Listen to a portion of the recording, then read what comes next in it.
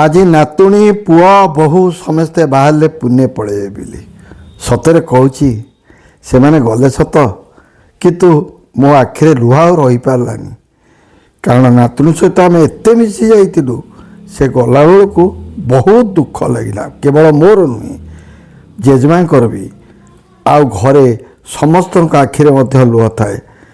ତାକୁ ଛାଡ଼ିବା ପାଇଁ ଆମେ ଯାଇଥିଲୁ, ମୁଁ ଯାଇଥିଲି, ଜେଜେମା ଯାଇଥିଲେ, ମୋ ସାନ ଭାଇ ଯାଇଥିଲା, ସାନ ଭାଇର ସ୍ତ୍ରୀ ଯାଇଥିଲେ, ସମସ୍ତେ ଯାଇଥିଲେ, କିନ୍ତୁ ସମସ୍ତଙ୍କ ଆଖିରେ ଥାଏ ଲୁହ।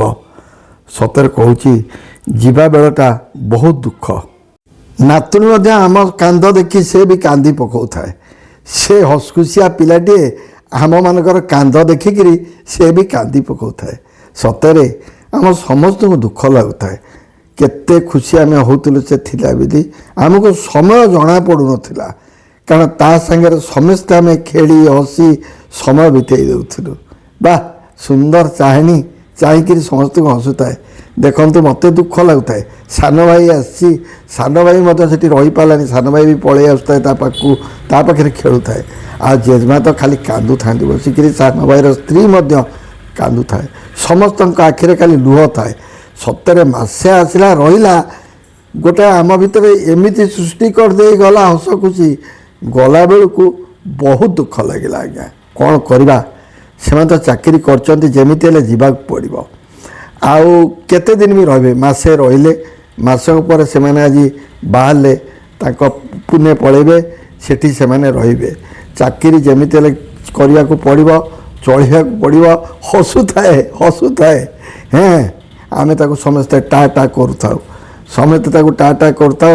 ସିଏ ଖାଲି ଅନେଇଥାଏ, ଜୁଳୁ ଜୁଳୁକି ସମସ୍ତଙ୍କୁ ଅନଉଥାଏ। ଆରେ ଏମାନେ କ'ଣ ରହିଗଲେ, ଆମେ କୁଆଡ଼େ ଯାଉଛୁ କି?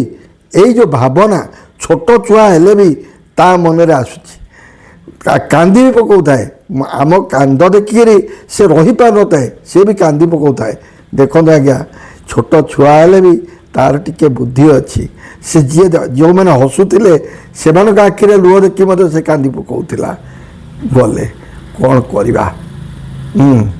କେତେ ଖୁସି ଆମେ ହେଉଥିଲୁ ସେମାନେ ଆସିଥିଲେ। ଯେତେବେଳେ ପ୍ରଥମେ ଆସି ପହଞ୍ଚିଲେ, ଆମେ ଏତେ ଖୁସି ହେଇଥିଲୁ। ଆପଣମାନେ ଦେଖିଲେ ମଧ୍ୟ ଆପଣମାନଙ୍କୁ ବହୁତ ଖୁସି ଲାଗିବ।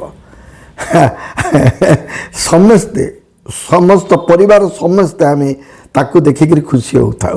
ବହୁତ ଭଲ ଲାଗୁଥିଲା।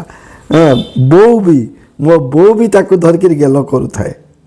ଆଜି କିନ୍ତୁ ସେମାନେ ଯାଉଛନ୍ତି। ତାପରେ ଆମେ ସମସ୍ତେ ଫେରି ଆସିଲୁ। କ'ଣ କରିବା, ଏଇ ତ ଜୀବନ।